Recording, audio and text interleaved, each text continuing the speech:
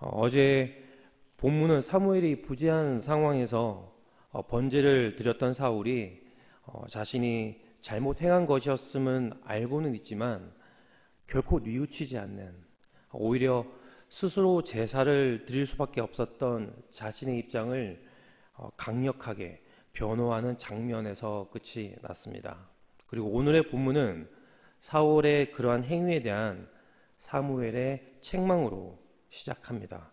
13절을 다시 읽도록 하겠습니다. 사무엘이 사울에게 이르되 왕이 망령되이 행하였도다.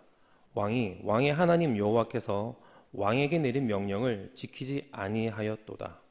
그리하였더라면 여호와께서 이스라엘 위에 왕의 나라를 영원히 세우셨을 것이오늘. 여기서 사무엘의 첫 말은 왕이 망령되이 행하였다입니다. 그리고 이 망령되이 행하는 것이 무엇인지 그 구체적인 내용이 바로 뒤이어 따라옵니다. 왕의 하나님 여호와께서 왕에게 내린 명령을 지키지 아니하였도다. 즉 하나님의 명령을 따르지 않은 것이 바로 망령된 행동이라는 것이며, 이것이 사울이 저질렀던 잘못의 핵심인 것입니다. 여기서 망령되이 행하다라는 것은 영적이나 도덕적으로 어리석게 행동하는 것을 의미합니다. 다윗이 그의 신하들로 하여금 인구조사를 실행했던 자신의 행동을 심히 미련하게 행한 것이라 하나님께 고백했던 것 같이, 이 망령되이 행하는 것은 하나님의 말씀에 따라 준행하거나 하나님만을 전적으로 의지하는 것이 아닌 인간적인 노력이나 자신의 능력에 의지해서 자신의 생각대로 행하는 것이라 볼 수 있습니다. 오늘 이 대목에서 사울이 하나님의 어떠한 명령을 지키지 않은 것인지는 성경은 정확하게 전달하고 있지는 않습니다. 하지만 분명한 사실은 사울 그가 하나님의 말씀대로 행하지 아니하고 자신의 생각대로 결정하고 행동하였다는 것이며, 그리고 이것이 바로 그의 어리석음이었음을 성경은 명확하게 전달하고 있습니다. 여기서 저는 한 가지 질문을 하지 않을 수 없었습니다. 사울은 도대체 왜 사무엘의 지적대로 그렇게 어리석고 어리석은 행동을 하였냐는 것입니다. 만약 그의 이 행동으로 말미암아 자신의 왕위가 길지 못할 것을 알았다면 그가 결정을 내림에 있어서 조금은 더 신중을 가했을 수는 있지는 않았을까라는 추측을 해볼 수는 있었을 것 같지만, 이러한 수동적인 자세보다는 좀 더 능동적이고 더 나아가 적극적으로 하나님의 말씀을 쫓아서 살아갔어야 하는 그의 삶이 아니었나 하는 기대를 저는 버리기가 쉽지 않습니다. 왜냐하면 사울을 택하신, 그리고 그를 세워서 왕으로 만드신 이가 바로 하나님이시요, 무엇보다 하나님의 영이 그에게 임하여서 그가 새 사람이 되고 하나님께서 그와 함께 하셨기 때문입니다. 얼마 전 함께 보았던 10장 6절에서 7절 말씀입니다. 내게는 여호와의 영이 크게 임하리니 너도 그들과 함께 예언을 하고 변하여 새 사람이 되리라. 이 징조가 내게 임하거든 너는 기회를 따라 행하라. 하나님이 너와 함께 하시느니라. 이 말씀이 사울에게 전해졌던 당시, 즉 그가 왕이 되기 전 사울은 어떤 사람이었는지 우리는 잘 알고 있습니다. 숙부에게 사무엘이 자신에게 전하였던 나라의 일은 숨기며 일부러 말하지 않았던 사울. 사무엘이 공개적으로 그와 같은 이가 없다고 외치면서 그를 이스라엘 모든 지파들 앞에서 당당히 왕으로 세울 때 진보다리 뒤에 숨어 마지못해 그 자리에 섰던 사울, 그리고 자신을 왕으로 인정하지 않는 사람들에게 아무런 대꾸조차 하지 않았던 사울, 자신의 뛰어남으로 받아들이지 않고 오히려 자신을 보통 사람들보다 못한 사람으로 여겼던 그였지만, 성령의 감동하심과 임재하심으로 그는 분명 새 사람이 되었습니다. 그리고 그는 모든 지파들을 하나로 모아 암몬과의 전쟁을 승리로 이끌었고, 모두의 인정 가운데 이스라엘의 왕으로 세움을 받았습니다. 하나님은 사울을 왕으로 세우시기 전 그를 이전과는 다른 완전히 새 사람으로 변화시켜 주신 것입니다. 그리고 2년의 시간이 흘러 또 다른 전쟁을 앞두고 있는 상황에서 우리는 더 이상 행동을 하기에 머뭇거림이 없는 사울임을 확인할 수 있습니다. 그의 행동에서는 당당함마저 느껴집니다. 새 사람으로서의 삶을 살아가고 있는 것 같아 보입니다. 그런데 그것이 예전 주저함이 많았던 때와는 달리 완전히 다른 사람이 되어서 지금도 여전히 성령의 인도하심에 따라 살아가는 사울의 모습이었으면 좋았을 텐데, 안타깝게도 그렇지 않은 현실임을 우리는 또한 성경을 통해 알 수 있습니다. 오늘의 본문에서 보여진 그 당당함의 결과가 어떠한지를 우리는 알고 있기 때문입니다. 하나님의 말씀을 따르지 않고, 그래서 책망을 받고 결국엔 왕위에서 쫓겨나게 되는 사울의 모습 속에서 그가 하나님이 바라는 대로의 새 사람으로서의 삶을 살아간 것이 아니었음을 우리는 충분히 짐작할 수 있습니다. 그렇다면 새 사람에서 비롯된 담대함이 아닌 사무엘이 없는 상황에서 서스럼 없이 나서서 제사를 올린 그 용기는 도대체 어디에서 비롯된 것인지 우리는 또한 궁금해하지 않을 수 없을 것 같습니다. 성령의 감동하심 외에 사울의 태도의 변화를 일으킨 변수로 우리가 짐작할 수 있는 또 다른 한 가지가 있는데, 그것은 그가 지금 왕이라는 사실입니다. 혹시 이 자리에 왕이신 분 계신가요?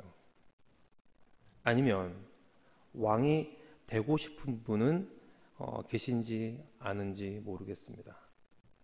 모르긴 몰라도 한 나라의 왕으로 본인을 모시고 간다는 제안이 들어온다면 매우 진지하게 고민은 해보게 되지 않을까 싶습니다. 왕은 누구나 오르고 싶어하는 자리이기 때문입니다. 왜 그렇습니까? 보통 우리는 왕을 부와 권력의 상징으로 여기기 때문일 것입니다. 그래서 오늘날 많은 사람들, 특히 다른 분야에서 성공을 거두거나 또는 많은 부를 가진 사람들조차 정치에 관심을 가지게 되며 기회가 된다면 국회의원이나 심지어 대통령의 자리에 앉고자 하는 것 아닐까 싶습니다. 심지어 부가 권력이라는 말도 결국에는 권력을 행사하는 자리를 지향하는 데서 비롯된 것일 것입니다. 그렇다면 권력이 왜 그렇게 많은 사람들이 추구하는 선망의 대상이 될 수 있는 것인지도 또한 궁금해집니다. 저는 부산의 한 남고를 다녔습니다. 여기서 남고는 여학생이 없는 남학생들만 있는 고등학교를 말합니다.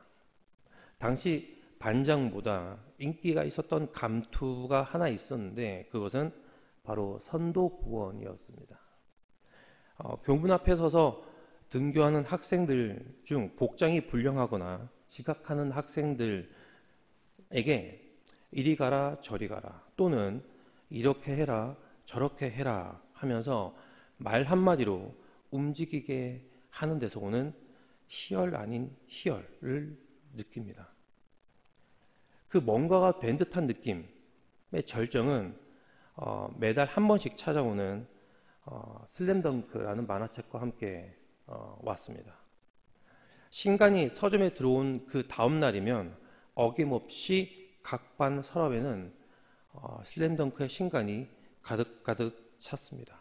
그리고 선도 부원들은 그 날을 결코 놓치지 않고 학교에 들고 올 수 없는 만화책이니 아주 합법적으로 그 신간들을 본인의 주머니 속으로 차곡차곡 쌓았습니다. 아주 작은 예고, 비록 보잘것없는 한순간 어린 학생들이 누릴 수 있는 어떤 그런 감정이지만 권력의 힘이 확실히 크다라는 것을 느낄 수 있는 시간이 아니었나 생각이 됩니다. 이렇듯 작은 규모의 그리고 일시적인 시간이었음에도 불구하고 힘을 사용해서 자신이 원하는 대로 사람이나 환경을 움직일 수 있게 되면 정말 내가 대단한 사람이라도 된 듯한 느낌을 가지는 건 그리 오랜 시간 걸리지 않음을 우리는 알 수 있습니다. 내 마음대로 할 수 있다는 것은 정말 누구나 누리고 싶어하는 상태임은 부인하기 어려울 것이며, 그렇게 우리는 그러한 상태를 좀 더 넓고 강하게 누리고 싶은 마음에 돈을 추구하고 높은 자리에 앉으려 합니다. 일개 선도부원이 느끼는 왕 같은 감정은 권력의 중심인 한 나라의 대통령이 느끼는 것과는 비교가 되지 않을 것입니다. 심지어 삼권 분립조차 이루어지지 않았던 옛 시대의 왕이 누렸던 그 권력은 분명 상상하기 어려울 만큼 대단하지 않았을까 짐작하기란 결코 어려운 일이 아닙니다. 최소한 이 나라 안에서는 내가 말한 대로 모든 것이 이루어진다. 정말 대단한 권력이자 힘이지 아니겠습니까? 그 권력을 2년밖에 누리지 않았는데도 사울은 다른 사람이 되어 있습니다. 성령의 이끌림이 아닌 내면의 욕망에 이끌려서 말입니다. 내가 왕이기에 모든 권력을 가지고 있지만 그만큼 책임도 모두 자신에게 돌아오는 것을 사울은 충분히 알고 있지 않았겠습니까? 그래서 사울은 지금의 전쟁을 이겨야만 했고 그리고 이기고 싶었을 것입니다. 그런데 전세는 녹록지 않습니다. 적국 블레셋의 군대는 그 수가 해변의 모래와 같은 데다 최신 무기까지 장착한 상태이지만 이에 반해 이스라엘 군대는 상대적으로 매우 적은 수였음에도 불구하고 그조차 창과 칼 없이 싸워야 하는 매우 열악한 조건에 있었습니다. 설상가상으로 적은 수의 백성들마저 사무엘의 부재 속에서 흩어지기 시작했으니 전쟁에서 승리를 해야만 하는 왕 사울은 그 마음이 더욱 타 들어갔을 것임은 불보듯 뻔한 사실이었을 것입니다. 그래서 그는 하나님의 은혜를 구합니다. 하나님의 백성이라면 아주 바람직한 행동임에 틀림없습니다. 하지만 이조차 승리를 위한 수단이었으니 그의 마음이 불순하였음을 우리는 부인할 수 없을 것 같습니다. 몇 년 전 암몬과의 전쟁이 있기 전 사울은 철저하게 낮은 자세와 겸손한 마음을 가진 자였습니다. 그랬던 그였기에 자신이 전쟁에 앞장설 것이라는 생각을 꿈에서조차 떠올릴 수 없었을 것입니다. 그런 그에게 하나님은 당신의 영을 그에게 부어주셔서 그를 전쟁의 선두로 세우셨고 승리를 안겨주셨습니다. 그때와는 달리 지금 사울의 마음은 어떨까요? 비어있고 낮은 마음일까요? 자신의 말이면 모든 나라가 움직이는 상황 속에서 겸손한 마음을 유지하는 것은 낙타가 바늘귀로 들어가는 것보다 어렵지 않겠습니까?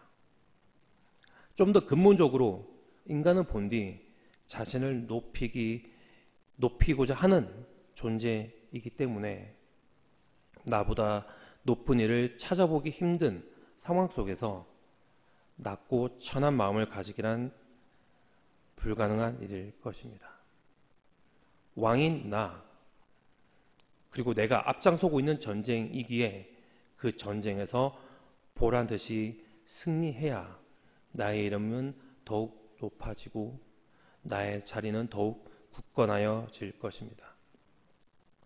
이것을 이루기 위해서 왕인 사울은 자신을 이전에 전쟁에서 승리로 이끌어 주셨던 하나님의 위대하심을 분명히 알고 있었으며, 그래서 그분의 은혜를 구하는 것은 전쟁 전 꼭 채워져야 할 필요 조건이었을 것입니다.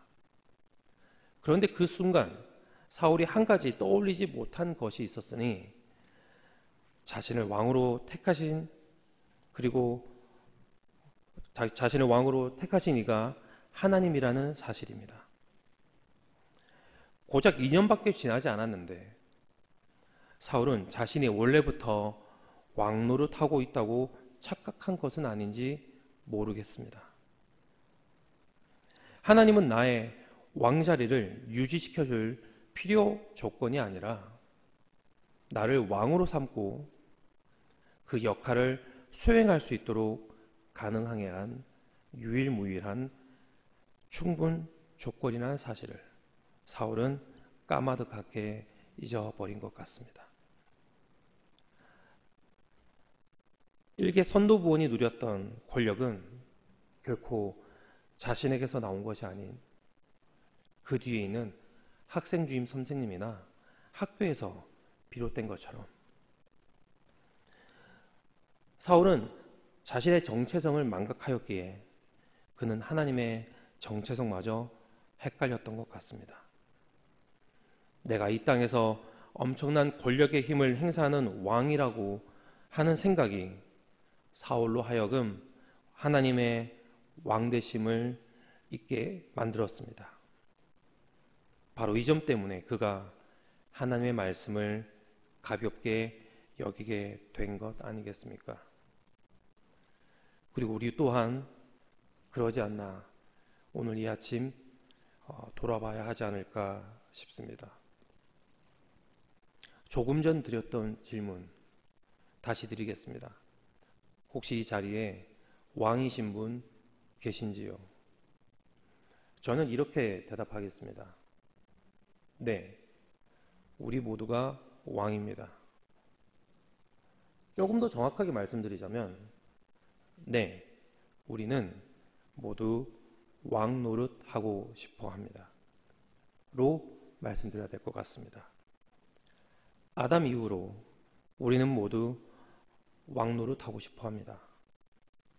구약시대 하나님의 백성을 설명하는 많은 단어들 중 하나가 반역입니다. 이 반역이 무슨 뜻입니까? 사전적 의미를 찾아보면 반역은 통치자에게서 나라를 다스리는 권한을 빼앗으려고 하는 행동을 뜻합니다. 다시 말해 내가 왕이 되겠다는 의도를 말하는 것이죠. 우리는 왕노릇하고 싶어 합니다. 내가 말한 대로 모든 것이 이루어지고, 그리고 내가 원하는 대로 모든 것이 만들어지는 것을 보고 싶어 합니다. 최소한 누구의 명령을 듣고 따라하고 싶어 하지를 않습니다. 내가 원하는 대로 내 마음대로 살고 싶습니다. 그래서 우리는 때로 하나님의 은혜를 이용하기도 합니다. 여기서 우리는 잊지 말아야 할 것이 있습니다. 그 은혜를 이용하는 것이 아니라 그 은혜를 제대로 누려야 한다는 것입니다. 왜냐하면 그 은혜로 인해서 우리는 실제로 왕 노릇을 할 수 있기 때문입니다. 디모데후서 2장 11절에서 12절 말씀입니다. 미쁘다 이 말이여, 우리가 주와 함께 죽었으면 또한 함께 살 것이요, 참으면 또한 함께 왕노릇 할 것이요, 우리가 주를 부인하면 주도 우리를 부인하실 것이라. 그리스도의 죽으심으로 우리는 왕 노릇할 자격이 분명히 주어졌습니다. 그런데 중요한 것은 우리가 먼저 그와 함께 죽어야 한다는 사실입니다. 무슨 의미입니까? 왕 노릇하고자 하는 나의 마음이, 나의 욕심이 죽어야 한다는 것입니다. 대신 그 자리에 하나님을 나의 왕으로 모셔야 할 것입니다. 내가 내 인생의 왕이 아닌 하나님을 나의 왕으로 모시고 살아갈 때 우리는 정말 왕처럼 살 수 있지 않겠습니까? 우리는 내가 말하기보다 하나님의 말씀을 들으며 그 말씀대로 따라갈 때 속박이 아닌 자유를 느낄 수 있을 것입니다. 오늘 이 아침 하나님을 나의 왕으로 모시고 나의 뜻과 욕심이 아닌 하나님의 말씀을 쫓아 살아가길 다짐하는 하늘의 공동체 모든 형제 자매님들 되시길 예수님의 이름으로 축원합니다. 함께 기도하겠습니다. 하늘에 계신 하나님 아버지, 이 세상에 유일한 왕으로 오신 하나님의 이름을 우리의 마음을 다해 다시 한번 높여드립니다. 우리가 하나님을 왕으로 모실 때 우리를 통하여 아버지의 나라가 이 땅에 임하는 것임을 우리는 믿습니다. 오늘 하루 우리 마음에 오셔서 왕으로 자정하여 주시고 우리를 다스려 주시옵소서. 그 다스림 가운데 참된 자유와 기쁨과 평안을 누리는 오늘의 우리의 삶이 되게 하여 주시옵소서. 감사드리고 이 모든 것 예수님 이름으로 기도합니다. 아멘.